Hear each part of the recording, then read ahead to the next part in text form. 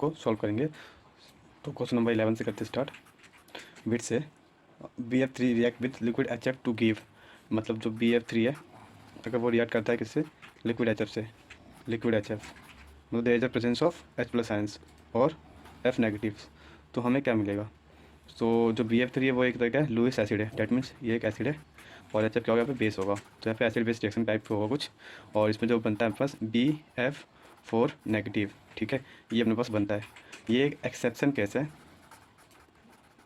जहाँ पर अपने पास जो ये HF2 नेगेटिव ये नहीं बनता, ये जो होता है HF2 नेगेटिव ये स्टेबल होता है और ड्यू टू हाइड्रोजन बॉन्डिंग होने की वजह से ये स्टेबल होता है, ठीक है। लेकिन ये एक्सेप्शन केस है अपने पास जिस पे कि ये हमारे पास ये नहीं बनता, अपने पास H2F पॉजिटिव ये बनता है। डेट मीन्स अगर H+ आयंस कहीं से आया होगा लिक्विड HF में से, तो वो यहाँ पे क्या करेगा, फर्दर रिएक्शन करेगा और H2F पॉजिटिव बनता है, ठीक है। तो ये अपने पास आंसर है। देयरफॉर इसके लिए यस, इसको हम ऐसे लिख सकते हैं HbF4, ठीक है, ये भी हम लिख सकते हैं। Therefore option 1 is correct.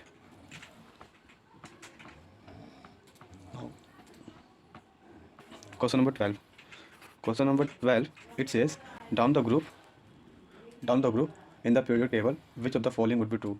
तो सिंपल 12th का 11th का पीरियड टेबल की बेस पे क्वेश्चन है, जिसके अकॉर्डिंग क्या बताना है, हमें स्टेटमेंट को रीड करनी है और बतानी है वो ट्रू है फॉल्स है। तो स्टेटमेंट 1 इलेक्ट्रोनेगेटिविटी डिक्रीज, मतलब डाउन द ग्रुप हम चाहते हैं इलेक्ट्रोनेगेटिविटी डिक्रीज होती है, तो ये ठीक है। क्यों? क्योंकि down the group electronegativity decrease होती है। क्यों? जो नंबर ऑफ N है, मतलब फिर क्वांटम नंबर, वो डाउन द ग्रुप क्या होते हैं, इंक्रीज होते हैं, ठीक है। और इनके इंक्रीज होने की वजह से जो न्यूक्लियस है और आउटर मोस्ट जो इलेक्ट्रॉन है, आउटर मोस्ट सेल के जो इलेक्ट्रॉन है उनके बीच में डिस्टेंस क्या होता है, वो बढ़ जाता है। देयरफॉर उनकी इलेक्ट्रोनेगेटिविटी जो टेंडेंसी होती है इलेक्ट्रॉन को पुल करने की, वो कम हो जाती है, ठीक है। इसलिए option 1 is correct. Now option statement 2, इसमें statement 2 says gram atomic volume increase.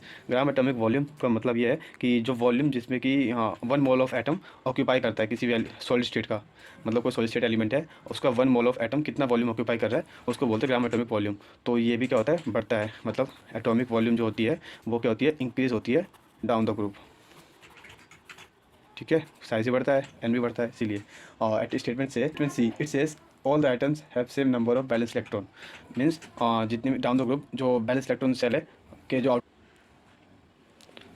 All the items have same number of valence electron down the group, all the items की जो बैलेंस सेल इलेक्ट्रॉन कॉन्फिगरेशन है वो same होती है, ठीक है। जैसे हम बात करें नाइट्रोजन की या फॉस्फोरस की, तो इसकी होती है yes 3p3, okay, like 1s2 2s2 2p3, ठीक है। नाइट्रोजन की होती है, तो फॉस्फोरस की क्या होगी 1s सेम, बस लास्ट के 5 इलेक्ट्रॉन, तो यहाँ पे 3s2 यहाँ पे 3p3। तो जो बैलेंस इलेक्ट्रॉन कॉन्फिगरेशन है वो डाउन द ग्रुप सेम होता है, ठीक है। Now therefore statement D is, अब जो डी स्टेटमेंट है वो इनकरेक्ट होगा, ठीक है। देखिए कैसे, metallic character decrease, metallic character जो है डाउन द ग्रुप इंक्रीज होता है। क्यों? क्योंकि जो मेटेलिक कैरेक्टर का मतलब क्या है कि मेटल अपने इलेक्ट्रॉन कि जो मेटल की जो वो होती है प्रॉपर्टी होती है इलेक्ट्रॉन डोनेट करने की, ठीक है। तो जो जितना ज़्यादा मेटेलिक मेटल होगा वो उतना ही इलेक्ट्रॉन डोनेट करने की टेंडेंसी दिखाएगा, ठीक है। तो ये डाउन द ग्रुप क्या होता है, जो मेटल की टेंडेंसी है, मेटल कैरेक्टर है वो बढ़ता है, जिसकी वजह से वो जो इलेक्ट्रॉन है वो लूज करता है, लूसिंग का पावर बढ़ जाती है, क्योंकि नंबर ऑफ सेल बढ़ेंगे तो साइज बढ़ेगा, तो जो टेंडेंसी होगी उसकी क्या करने की, पुल करने की, वो कम हो जाएगी, इसलिए उसका नेचर बढ़ जाएगा इलेक्ट्रॉन को डोनेट करने का, ठीक है। तो इसलिए स्टेटमेंट डी इनकरेक्ट है। Therefore A B C is correct, therefore option 4 is correct. Question number 13.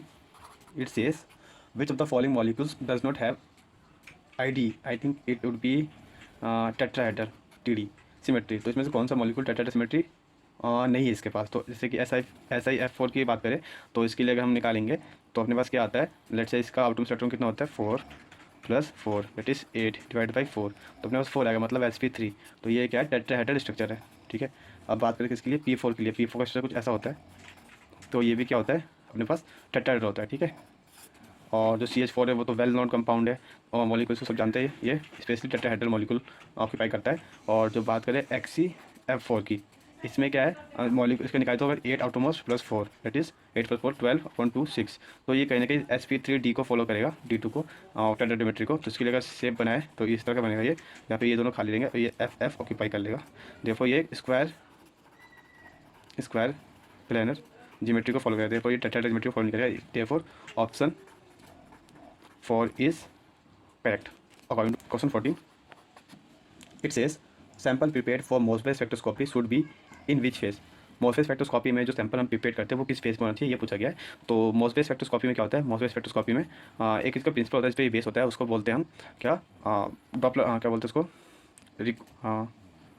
मोसबेस spectroscopy work on a principle called what is called recoiling of energy, recoiling energy, that is it based on conservation of momentum। ठीक है, इसके ऊपर base होता है, जिसमें क्या होता है, हम जो सैंपल लेते हैं जनरली 57 FE का लेते हैं। ठीक है, इस सैंपल के साथ हम बम्बार्डमेंट करते हैं और गामा न्यूक्लियर एनर्जी के साथ, न्यूक्लियर रेडिएशन के साथ। ठीक है, जिसमें गामा रेडिएशन हम यूज़ करते हैं। ठीक है, और इसके अंदर क्या होता है, हम जो सैंपल लेते हैं it should be in solid phase only, solid phase में होना चाहिए, जिससे कि सॉलिड फेस क्यों लेते हैं, जिससे कि इसके फॉर्मूला होता है जैसे कि E equal to energy of source upon 2 mc²। ठीक है, रिकॉलिंग एनर्जी के फॉर्मूला होता है, तो इसमें मास जितना ज़्यादा होगा रिकॉलिंग एनर्जी उतनी ही कम हो जाएगी। ठीक है, तो इसके लिए हम सैंपल का सॉलिड फॉर्म लेते हैं, जिससे सैंपल का वेट जो सॉलिड में मास ज़्यादा होगा, देयरफॉर रिकॉलिंग एनर्जी कम होगी, तो कम से कम इसमें लॉस होगा। ठीक है, किसका, मोमेंटम का, देयरफॉर हम इसलिए मोसबेस स्पेक्ट्रोस्कोपी यूज़ करते हैं, मोसबेस स्पेक्ट्रोस्कोपी में सॉलिड स्टेट यूज़ करते हैं। तो option 2 is correct, option 2 is correct. Question number 15. It says the homo to LUMO electronic transition responsible for the observed color of halogens। तो इसके लिए हैलोजन के लिए पूछा है कि होमो टू लूमो क्या, कौन सी ट्रांजिशन होती है, किस ट्रांजिशन, कौन सा ट्रांजिशन रेस्पॉन्सिबल होता है जिसकी वजह से कलर दिखने को मिलता है किसमें, हैलोजन में। तो इसके लिए हमें एमओटी डायग्राम सॉल्व करना पड़ेगा।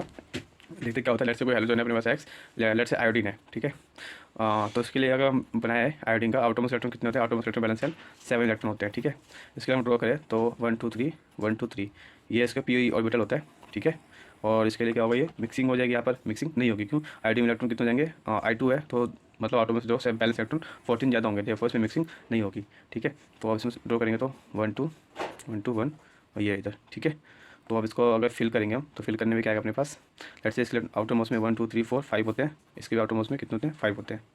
ठीक है, तो कितने जाएंगे, 1 2 3 4 5 6 7 8 9 10, 5 + 5 10 इलेक्ट्रॉन। तो इसमें देख सकते हैं ये क्या अपने पास होता है, सिग्मा जी, ये अपने पास पाई यू, ये पे पाई जी स्टार, सिग्मा जी स्टार। ठीक है, तो आप देख सकते हैं यहाँ पे जो होमो है अपने पास, ये होमो है और ये अपने पास लूमो है, तो होमो टू लूमो जाएगा इलेक्ट्रॉन। ठीक है, इसीलिए जो pi star to sigma star हमें ट्रांजिशन मिला, जिसकी वजह से क्या होता है, यहाँ पर एनर्जी गैप भी कम है बहुत, तो इसलिए लैम्डा क्या हो जाएगा, बढ़ जाएगा इंटेंसिटी। तो ऑब्जर्वेशन मैक्सिमम होगा, देयरफॉर ये अपने पास राइट ऑप्शन है, ऑप्शन 2 करेक्ट।